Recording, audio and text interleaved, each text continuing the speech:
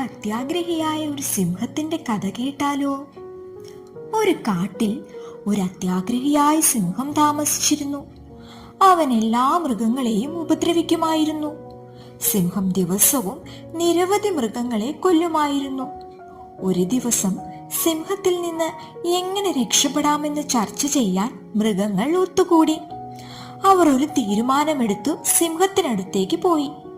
അവരിൽ ഒരാൾ ദിവസവും സിംഹത്തിനടുത്തേക്ക് ഭക്ഷണമായി വരുമെന്ന് അവർ പറഞ്ഞു. ബാക്കിയുള്ളവരെ ഉപദ്രവിക്കരുത് എന്നും അവർ അപേക്ഷിച്ചു. സിംഹത്തിന് സന്തോഷമായി. കോളടിച്ചു. വെറുതെ ഗുഹയിലിരുന്നാൽ മതി, ഭക്ഷണം അങ്ങോട്ട് വരും.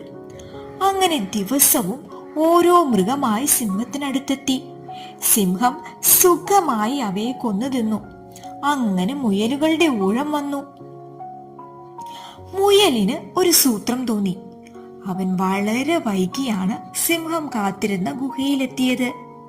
മുയൽ ചെറുതായതിനാൽ സിംഹത്തിന് ദേഷ്യം വന്നു. ഒരു മുയലോ? സിംഹം ദേഷ്യത്തോടെ ചോദിച്ചു. തന്നെയും സഹോദരന്മാരെയും മറ്റൊരു സിംഹം ആക്രമിച്ചതായി മുയൽ പറഞ്ഞു. കിണറ്റിലാണ് ആ സിംഹം താമസിക്കുന്നത്. ആ സിംഹം മറ്റു മുയലുകളെ എല്ലാം ഭക്ഷിച്ചു. ഞാൻ മാത്രം രക്ഷപ്പെട്ടു, മുയൽ പറഞ്ഞു. ഗുഹയിലെ സിംഹം പ്രകോപിതനായി. തന്നെ കിണറ്റിലെ സിംഹത്തിനടുത്തേക്ക് കൊണ്ടുപോകുവാൻ അവൻ മുയലിനോട് പറഞ്ഞു. ഞാൻ അവനെ ഒരു പാഠം പഠിപ്പിക്കും. ഗുഹയിലെ സിംഹം അലറി.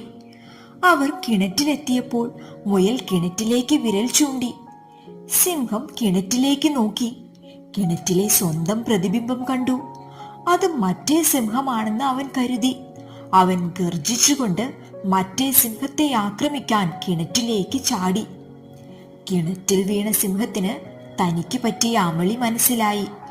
പക്ഷേ തിരിച്ചു കയറാൻ കഴിയാതെ സിംഹം വെള്ളത്തിൽ മുങ്ങി മരിച്ചു. സിംഹം മുങ്ങി മരിച്ചത് മുയൽ എല്ലാ മൃഗങ്ങളെയും അറിയിച്ചു. എല്ലാവർക്കും ആശ്വാസമായി. അവർ മുയലിനെ പ്രശംസിച്ചു.